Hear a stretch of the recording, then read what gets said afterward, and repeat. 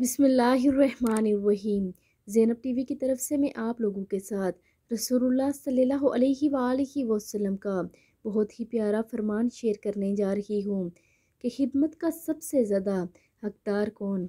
एक शख्स दरबार रिसालत सल्लल्लाहु अलैहि वसल्लम में हाजिर हुआ और अर्ज़ की, या रसूलुल्लाह सल्लल्लाहु अलैहि वसल्लम, वो कौन है जिसके साथ मैं अच्छा सलूक करूँ, यानी उसकी मैं खिदमत करूँ। फरमाया, वो तेरी माँ है। अर्ज़ किया, इसके बाद कौन है? तो रसूलुल्लाह सल्लल्लाहु अलैहि वसल्लम ने फरमाया, वो तेरी माँ है।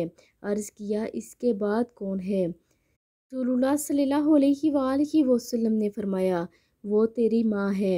इसने चौथी बार अर्ज़ किया, या रसूलुल्लाह सल्लल्लाहु अलैहि वसल्लम, इसके बाद कौन है? तो रसूलुल्लाह सल्लल्लाहु अलैहि वसल्लम ने फरमाया कि वो तेरा बाप है। यानी इंसान की ज़िंदगी में खिदमत की सबसे ज़्यादा हकदार उसकी माँ है। रसूलुल्लाह सल्लल्लाहु अलैहि वसल्लम के इस फरमान मुबारक पर लाजमी अमल करें और वीडियो को आगे लाजमी शेयर भी करें। जज़ाकल्लाह।